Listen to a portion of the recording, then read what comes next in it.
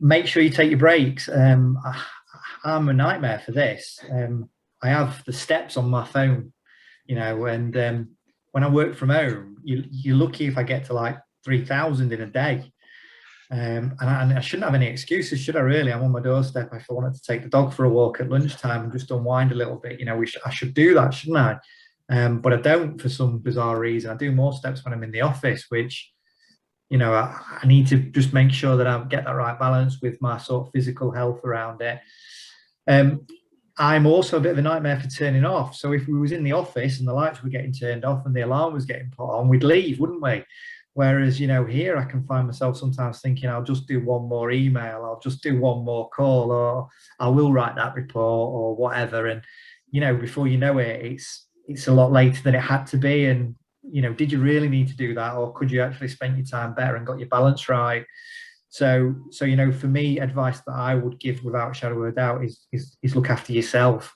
And if you're in a supervisory position as well, make sure you look after your team, because it can be lonely. And you've got to be able to communicate with everybody in your team and make sure everybody's being well looked after and they're up to date on what's happening. So like I say, my advice absolutely would be look after yourself. And if you're in a supervisory position, make sure that you're looking after them and that they're looking after themselves as well.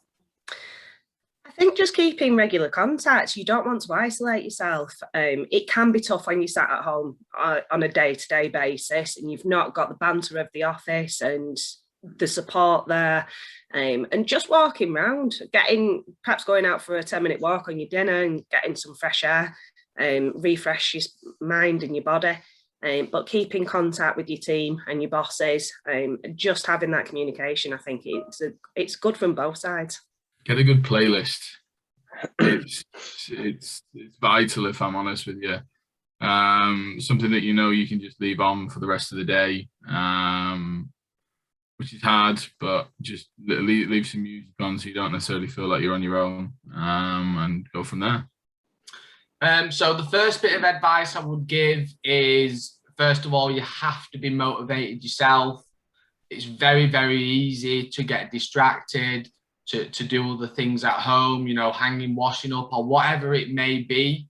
So that's the first one, being able to focus and manage your own workload and work hard consistently. And the other one that I think is very important as well is creating a work from home office space that is comfortable.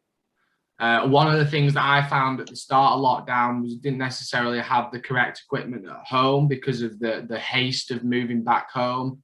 Whereas now I have the correct equipment in terms of your mouses, your keypads, your armrest, proper seat, etc. So I think that's very, very important, because the top and bottom of it is if you're not comfy whilst you're doing your job, it's going to affect you, physically, and also affect the work that you do, I would imagine, because your head's not fully in it.